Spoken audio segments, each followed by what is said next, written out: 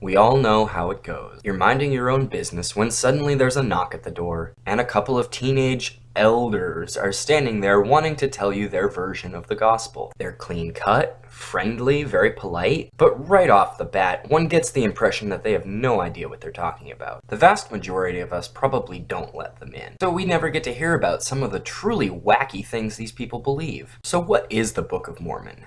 Where did it come from? Who started this whole debacle, and what the fuck is actually written in the book? Is there any validity at all to what they're saying? Or is this a biblical fan fiction piece that got way out of hand? Find out today on the Book of Mormon according to John.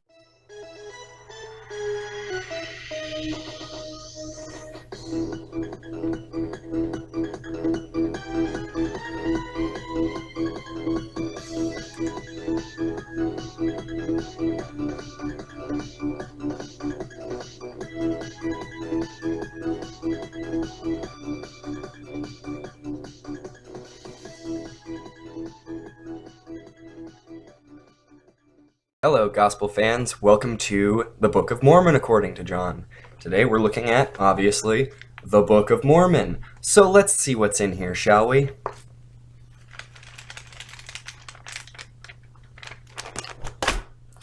Okay. The Book of Mormon starts out in Jerusalem around 600 BC, where a guy named Lehi is prophesying about the coming destruction of the city, but of course nobody listens to him. Forget about them, dude. Just gather up your family and get the fuck out of here. So Lehi and his sons get the fuck out of there, and then go back to Jerusalem to get the genealogy tablets of their family. They have to kill Laban to get them, of course, but God seems to be cool with that, so whatever, right? Anyway, so they leave, and there's contention between the sons of Lehi, primarily between Nephi and Laman. God approves of Nephi, and his brothers think that's bullshit. Either way, Nephi calms his brothers down and tells them that he's had a vision from God. Yo, Nephi, what's up, homeboy? I command you to build a ship to take you to the promised land. Sound familiar yet? So they start building the ship. There's some more contention. The power of God rebukes the bad guys, and they get back to work on the ship. Finally, the ship is completed, and they all set sail to find the promised land. We have some high seas drama. They sail for longer than it should take to get anywhere, and eventually arrive in the promised land. There are varying theories as to exactly what geographical location we're talking about here, and no real consensus, but more on that later. So Lehi dies, and Laman decides to kill Nephi. But God warns Nephi, and they separate into two civilizations. And of course the two factions don't really like each other, and God doesn't like the Lamanite, so he curses them with dark skin.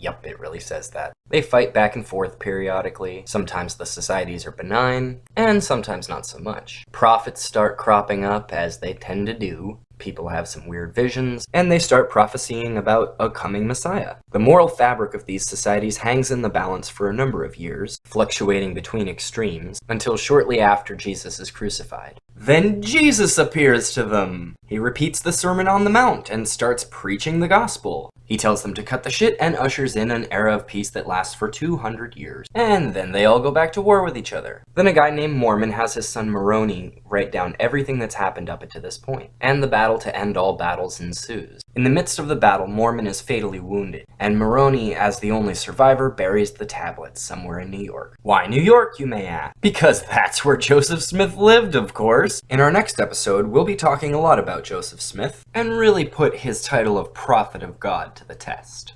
Join us next week for Joseph Smith according to John. Bye for now.